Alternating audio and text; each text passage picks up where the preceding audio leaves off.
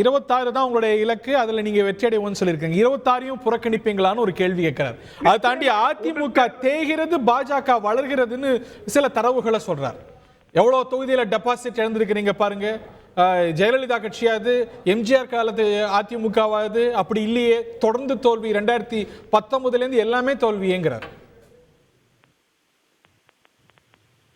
பொழுதுமே இனி வளர்பறைதான், தேய்வரை என்பது கிடையாது. நாங்கள் வளர்பறை என்பதற்கு இந்த நாடாளுமன்ற தேர்தலிலே நாங்கள் எங்களுடைய வாக்கு சதவீதத்தை உயர்த்தி காட்டி இருக்கிறோம். திராவிட முன்னேற்ற கழக கூட்டணி, அதாவது INDA கூட்டணிக்கு, திமுக தலைமையிலான கூட்டணிக்கு வாக்கு சதவீதம் 6 to 7% குறைந்து இருக்கிறது.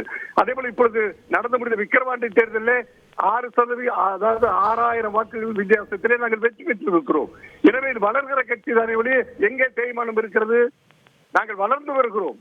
எனவே அவர்கள் எங்களை தாழ்வாக நினைக்க கூடாது. இன்றைக்கு கூட நான் உங்களுடைய ஊடகத்தின் வாயிலாக சொல்லுகிறேன், விக்கிரவாண்டி இடைத்தேர்தலே நாங்கள் எங்களுடைய புறக்கணிப்பால் அங்கு தேர்தலே சுவாரஸ்யம் இல்லாமல், உப்புச்சப்பு இல்லாமல் நடந்து கொண்டிருக்கிறது.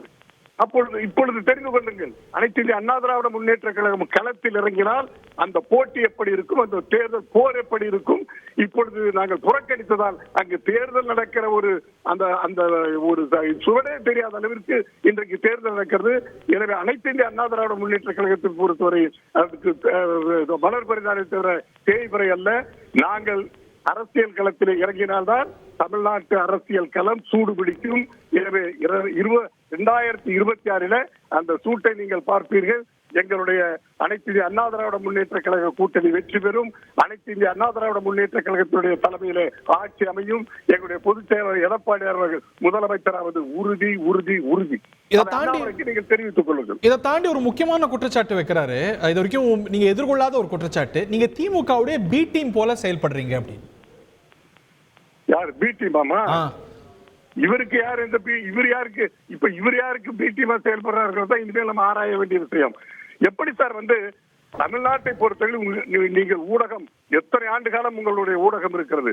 அனைத்து இந்திய அண்ணா திராவிட முன்னேற்ற தமிழகத்தை பொறுத்தவரையிலே தேர்தலிலே அல்லது தேர்தல் களத்திலே அனைத்து இந்திய அண்ணா திராவிட முன்னேற்ற கழகம் வெர்சஸ் திமுக என்றுதான் களத்திலே யதார்த்த நிலை இருக்கிறதை தவிர இவர் சொல்லுவதை போல ஏ டீம் பி டீம் என்றால் இவர்கள் வெற்றி பெறுவதற்கு, இவர்கள் காரியத்தை சாதிப்பதற்கு, இவர்கள் ஒரு 5 சீட் 10 சீட் வருவதற்கு யார் காலில் வேண்டுமானாலும் விழுவார்கள், யாரை வேண்டுமானாலும் அவர்கள் டீமிலே சேர்த்துக் கொள்வார்கள், மிரட்டி சேர்த்துவார்கள் அல்லது கெஞ்சி சேர்த்துவார்கள்.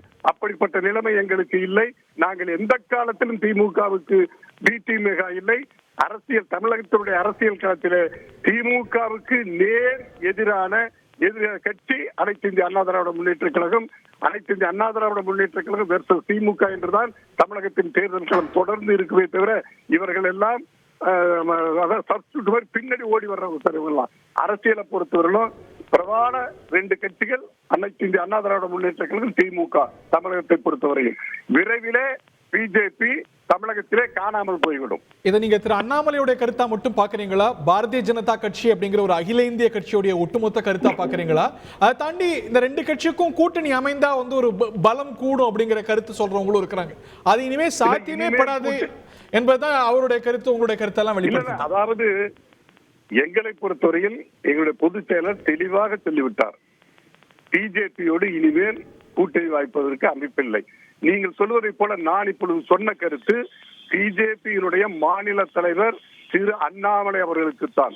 காரணம், பிஜேபி மற்ற மாநிலங்களே வளர்ந்து வருகிறது. அந்த வளர்ச்சியை நாங்கள் குறை சொல்லவில்லை, அந்த வளர்ச்சியை நாங்கள் கொச்சைப்படுத்தவில்லை.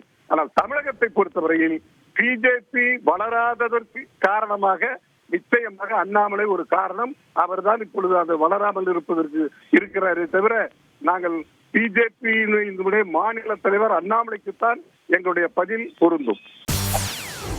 செய்திகளை உடனுக்குடன் தெரிந்து கொள்ள உடனே சப்ஸ்கிரைப் பண்ணுங்க.